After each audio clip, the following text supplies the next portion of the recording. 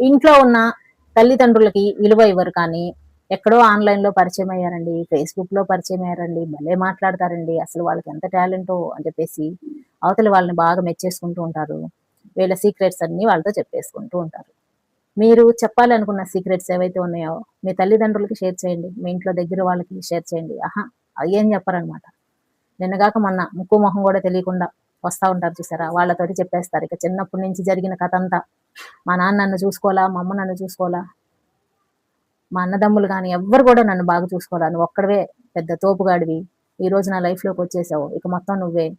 లేదా నువ్వే పెద్ద నా లైఫ్‌లోకొచ్చేసిన దేవతవి అని చెప్పేసి వాళ్ళ దగ్గర చెప్పుకుంటూ ఉంటారు.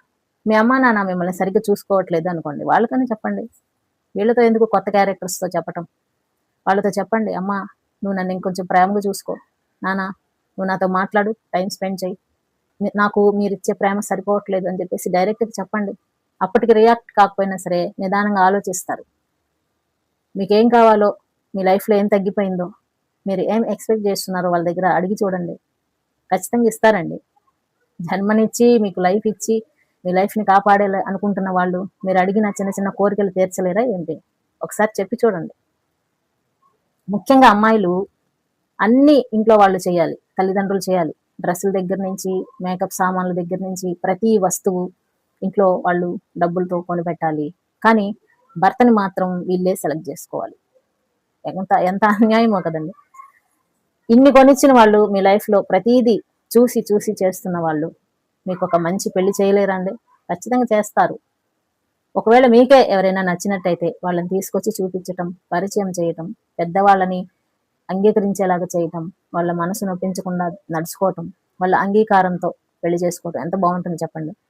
అట్లా కాకుండా చిన్నప్పటి నుంచి పెంచి పెద్ద చేసిన తల్లిదండ్రులని ఒక్క సెకండ్‌లో ఎవరో ఒకళ్ళు వచ్చారని జెప్పేసి మర్చిపోయి వెళ్ళిపోతే, ఆ తర్వాత అతను మంచివాడైతే ప్రాబ్లమ్ లేదండి. తేడాగాడనుకో కొట్టేస్తుంది తేడా. ఆ తర్వాత ఎవరికీ చెప్పుకోలేక, ఇంటికి తిరిగి రాలేక, ఎవరి సపోర్టు లేక, ఎటెళ్ళాలో తెలియక ఇబ్బందులు పడాల్సి వస్తుంది. కాబట్టి మై డియర్ ఫ్రెండ్స్, పెద్ద పెద్ద నిర్ణయాలు తీసుకునేటప్పుడు పుసుక్కుని తీసుకుంటారు. చిన్న చిన్న నిర్ణయాలు తీసుకునేటప్పుడు ఎగ్జాంపుల్ చెప్పాలంటే అమ్మాయిలు ఒక లిప్‌స్టిక్‌ని సెలెక్ట్ చేసుకోవాలంటే రోజులు, రోజులు, గంటలు, గంటలు టైం తీసుకుంటారు. తెలిసిన వాళ్ళని అడుగుతారు. ఇది బావుంటదా? ఈ షేడ్ నాకు బావుంటదా? అని చెప్పేసి. ఒక లిప్‌స్టిక్ విషయంలో మీరు తీసుకున్న నిర్ణయం, ఒక అబ్బాయి విషయంలో ఎందుకు తీసుకోరు? లిప్‌స్టిక్ అరిగిపోయిన తర్వాత పడేస్తాం. అబ్బాయి జీవితాంతం ఉండాలి. కాబట్టి మై డియర్ ఫ్రెండ్స్, చిన్న చిన్న వస్తువులకి ఇచ్చే ఇంపార్టెన్స్ మీ లైఫ్ పార్ట్నర్‌కి ఇవ్వండి. వాళ్ళు ఎలాంటి వాళ్ళో తెలుసుకోండి. తెలుసుకోకపోతే